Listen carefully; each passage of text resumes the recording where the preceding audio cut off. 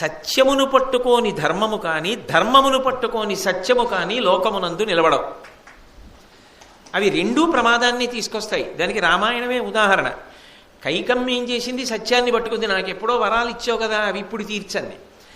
దశరథ మహారాజు గారు తాను మాటిచ్చాడు రాజ్యం ఇస్తానని భరతుడికి. ఒకానొకప్పుడు నిజానికి కేకేయరాజుకు మాటిచ్చాడు. ఇప్పుడు సత్యాన్ని వదిలి పెద్ద కొడుక్కి పట్టాభిషేకం చేయడం ధర్మం కదా అని ధర్మాన్ని పట్టుకున్నాడు. సత్యాన్ని వదిలి ధర్మాన్ని పట్టుకున్నాడు దశరథ మహారాజు. ధర్మాన్ని వదిలి సత్యాన్ని పట్టుకుంది కైకమ్మ. కైకమ్మ కోరిక తీరలేదు, దశరథుడి కోరిక తీరలేదు. రాముడు అరణ్యవాసానికి వెళ్ళాడు, భరతుడికి పట్టాభిషేకము జరగలేదు. సత్యమును వదిలిన ధర్మము, ధర్మమును వదిలిన సత్యము ఉంచుకో. సత్యధర్మములు రెండూ కలిస్తే అది నడక, ప్రస్థానం. అది ఎక్కడికి ప్రస్థానం? ఆ నడక ఎక్కడికి వెళుతుంది? ఈశ్వరుడి దగ్గరికి చేరుస్తుంది. దీని యందు వైక్లభ్యము కలగకూడదు. సత్యమును ప్రధానం చేసుకుని ధర్మము నడవాలి.